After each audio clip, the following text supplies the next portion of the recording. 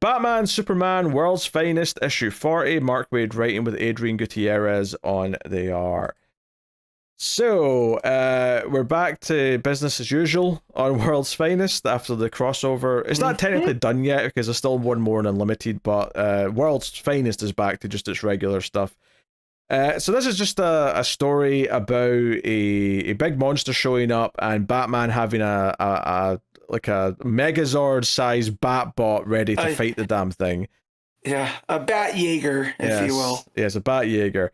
But the real heart of this story is that Jim Gordon is going on this talk show in Metropolis to talk about Gotham, and Perry White's there. So this story is actually more about the fact that we get to see Jim Gordon and Perry White meet each other and interact and kind of see each other's strengths. And you know, obviously there's some overlap there because, you know, it's investigative journalism and detective work is there's definitely some stuff there. And I mean, Gordon even has a little moment where he says nice detective work to Lois, which is also a nice little beat. And that's really the main point of this issue, is to have this stuff and also have the moment where, because keep in mind this is set in the early days of the universe, the moment where Bruce asks Lois out in front of Clark and Clark like turns and gives him a dirty look because Lois doesn't know that either of them are Batman or Superman, but they both know who each other are. So that's really funny.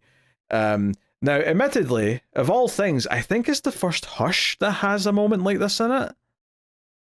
Okay.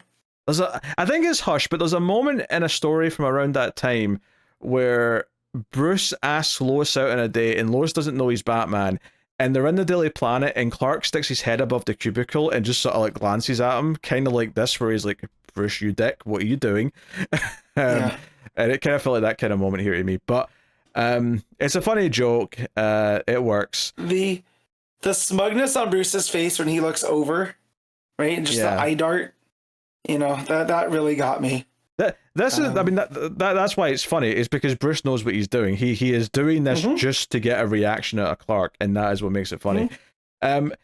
So like parts of this issue are quite enjoyable. I will say though, I am starting to get a little sick of like so many Mark Waid stories starting with characters are hanging out and then some big villain or monster just shows up out of nowhere and they have to react to it. I feel like so many stories in this book in particular, but even his Action Comics issue from last week, well, I liked quite a lot of it, was still guilty of this, where it's just villain shows up suddenly in the middle of his day and here they have to react to it. I'm getting a little sick of there being no build up to some of his threats. It's a formula that he is using far too much. Yeah, you can do it once in a while. I'm not saying you can never do it, but he has been so reliant on it that it is feeling a little bit just kind of lazy at this point. Because if he wasn't doing it in a bunch of other things, here it makes sense because of what you find out what this big kaiju is. Right? It's kind of the point that it came from out of nowhere. So that would make this land a lot better if like you said, it wasn't something he keeps going back to. Because it doesn't matter how much it's justified later. There's still the feeling of it just showing up out of nowhere is still just this again. Anyway, I mean the premise is that it turns out to be someone who has the ability to create things with their mind. So it's actually the talk show guy asked this kid to do it so that he would have like a big story to cover. So it kind of gets into... He didn't think it was going to be Godzilla sized, right? So it took him all by surprise. Yeah, but it gets into kind of like the journalistic integrity of Perry and Lois versus this guy who's trying to create the news. So there's like there is some natural things to kind of like knock on here that is a good sort of like adversary for some of the characters, and not just Batman and Superman in this case. It's actually an adversary to the other characters as well.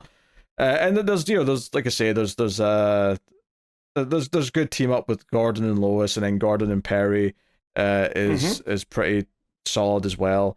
But I have to admit, everything with the actual monster and the back met fighting him and like all the superhero action, that stuff was just kind of like, yep, this is the comic book. They're doing comic booky things, and I don't really feel much for it. So I will say, as the kid with the powers is talking, and it's Gordon and Perry White, and they're putting it together, and he goes, "Oh, and the phone is how you focus your energy." And then just this kid in the worst way possible is like, Nah, I just like making my own soundtracks when I cut loose. You're just like, oh, that's the type of person we're dealing with. So credit to Wade for making this character, just completely deplorable. Yeah. So that gave me a good laugh. Yeah. So, the issue ends with Perry and Gordon like walking down the street together, and basically just talking about Perry's saying how Clark, Gordon says something about Clark, and then he says something about Bruce. So they're basically both making fun of the alternate identities of the people they both like respect. Yeah. It's just a little jokey bit to end on.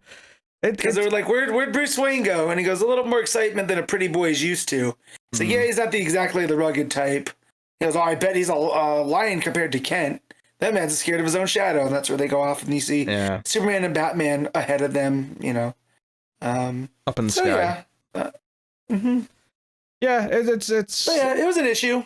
It's pretty fluffy. At the very least, it has that anchor of, this is about Perry and Gordon and Lois getting to meet each other and interact.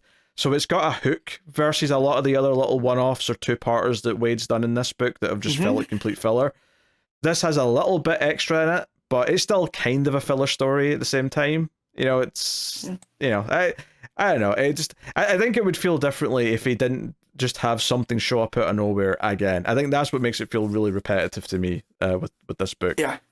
But it's not bad though by any means. And the art by Gutierrez is pretty damn solid. There's nice big moments. Colors are bold and vivid. The action stuff out of Gutierrez is why I enjoyed when he was on Blue Beetle.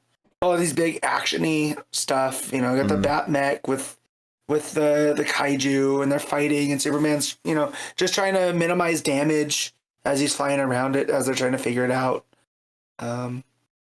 But I'm sure we'll see this character pop back up, because he can seemingly make things out of nothing, right, with enough focus and power enhancers. So I feel like Wade's setting something up for later. I'm not convinced he is, to be honest, but I mean, maybe he will. No, you don't think so? All right. I don't know if we'll ever see him again, frankly. But I mean, I'll happily be surprised if he does, and that would be cool. But part of me also thinks that he's just never going to be seen again, and this was just for this story.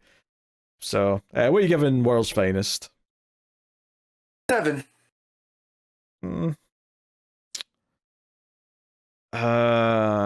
I think I gotta go 6.5. 7 to me is me saying it's good, and I think it's just shy of that because of the problems. Even though there's a bit more to this one than some of the other fluffy issues that I think. So 6.5.